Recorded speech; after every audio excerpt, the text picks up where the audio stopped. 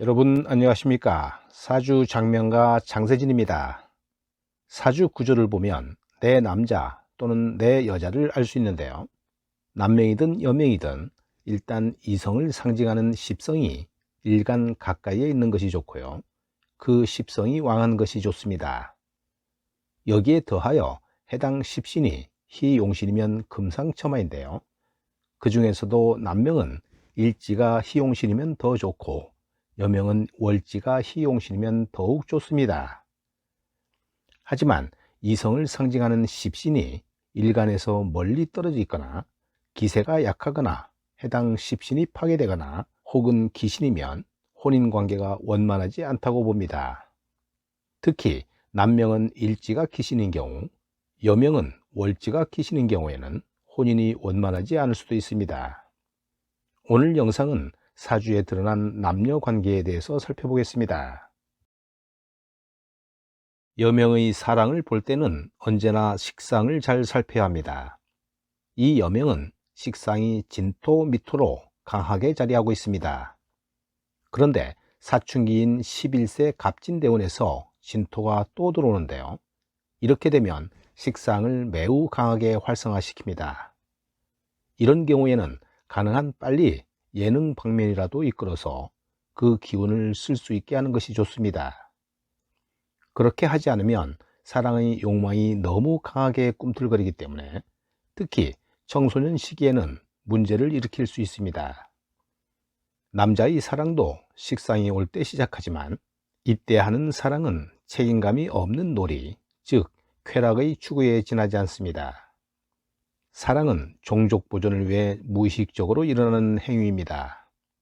이 때문에 여자에게 식상이 온다는 것은 자식을 낳아 기르기 위한 모성애가 함께 발동하는 것입니다.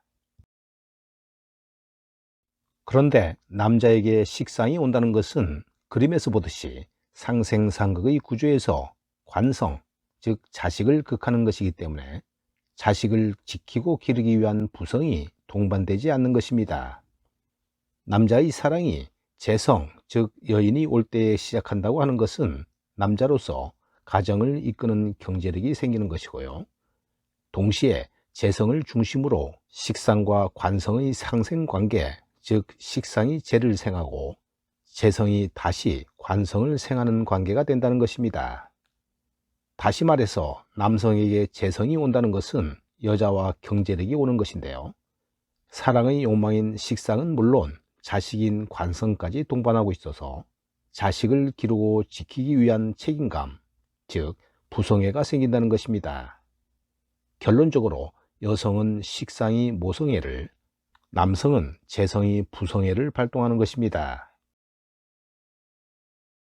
여명에서 식상이 발달했다는 것은 이미 자식을 낳을 준비가 되어 있다는 것이기 때문에 관성, 특히 정관이 오면 바로 사랑에 빠질 수 있습니다. 이 사주는 갑목일간에 지지 5화, 4화가 즐비해서 식상이 엄청나게 발달했는데요. 17세 신유 대운에 정관이 왔으니까 매우 적당한 나이에 아름답고 황홀한 사랑을 할 수 있습니다. 그렇지만 구조적으로 대운에서 온 남자친구 신금의 뿌리인 유금 중 경금이 월주 정인, 즉 어머니 계수의 뿌리인 해수 중 갑목과 서로 부딪히니까 어머니의 완강한 반대로 안타깝게도 결국 결혼을 하지 못했습니다. 이럴 경우에 이 여명에게 남자친구는 두고두고 가슴을 아프게 하는 사람이 될 수 있습니다. 그런데 대운을 참고할 때 이 사람과 결혼하면 행복한 것이 아니라 불행하게 되니까 경금과 신금인 양금은 사오미 여름과 신유술 가을에 활성화되고요. 신금과 유금인 음금은 신유술 가을과 해자축 겨울에 활성화되기 때문입니다. 양금은 풋과일이고 음금은 무르익은 과일로 생각하면 이해하기 쉬운데요. 풋과일은 여름부터 자라 가을까지 익어가고 무르익은 과일은 가을에 익어 겨울까지 보관한다고 보면 됩니다. 이 여명이 신유 정관과 결혼했다면 37세부터의 대운이 여름으로 흘러 정관이 자신의 역할을 훌륭하게 할 수 없습니다. 반면에 27세 경신대운의 편관을 남편으로 맞이한다면 편관일지라도 자신의 역할을 제대로 할 수 있습니다. 사주를 볼 때 언제나 대운을 중요하게 봐야 하는 이유는 바로 이 때문입니다.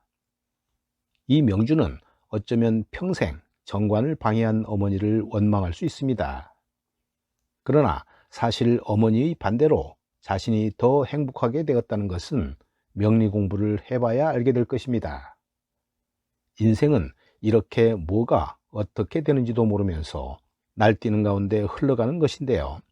사랑의 운명은 물론 그 외의 나머지 모든 것을 알기 위해서는 반드시 대운에 따라서 사주의 간지들이 어떻게 흘러가는지를 파악해야 합니다.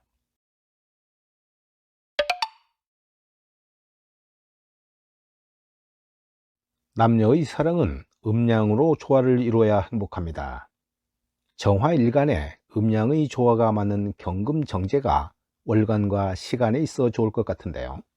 하지만 부부궁에 유금 편제가 있어 결혼 배우자로는 언제나 정제가 아니라 편제가 오는 것임을 염두에 두어야 합니다. 그러나 대운이 사오미 여름으로 흐르기 때문에 가을과 겨울에 힘이 있는 유금을 돕지 않아 결혼이 늦어지기 쉬운데요. 세운에서라도 도움을 주는 신유술, 해자축년의 짝을 찾아야 합니다. 26세부터 55세까지 사오미 대운에서 정제, 경금, 풋과일이 활성화됩니다. 그래서 그것을 배우자로 맞아들이겠다고 생각하면 그때부터 그것이 바로 편제로 변하는 것은 부부궁에 있는 것이 편제이기 때문입니다. 다시 말해 배우자가 운명적으로 이미 편제로 되어 있으니까 정제와 사귈지라도 내가 배우자로 여기는 순간부터 편제로 변한다는 말입니다. 이런 사주는 정제가 늘 주변에 있어서 자주 눈길을 줄 수밖에 없기 때문에 결혼을 할지라도 수시로 풍파를 일으키는 경우입니다. 이 사주에서 또 하나 주목할 것은 월주 경인의 경금 정제인데요. 경금이 그 밑에 자신과 상반되는 인목을 뿌리로 가지고 있어서 청장년기에 사귀는 여성들은 모두 몸이 약합니다.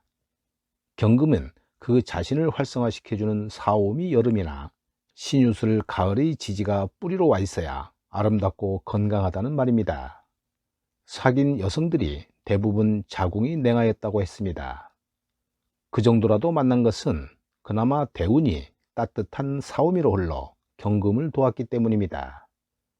정제와 편제가 혼란스럽게 섞여 있어서 주변에 여인들이 늘 있지만 제대로 마음을 줄 상대가 없다고 보면 됩니다. 이런 경우에 빨리 결혼을 하고 싶으면 마음에 드는 여성에게 성실하게 정성을 다하다가 세운에서 도와줄 때 청혼에서 붙잡아야 하는데요. 그것이 바로 편제로 변할지라도 운명으로 받아들이고 사랑하면서 살아야 합니다. 오늘 영상은 여기까지입니다. 여러분 감사합니다.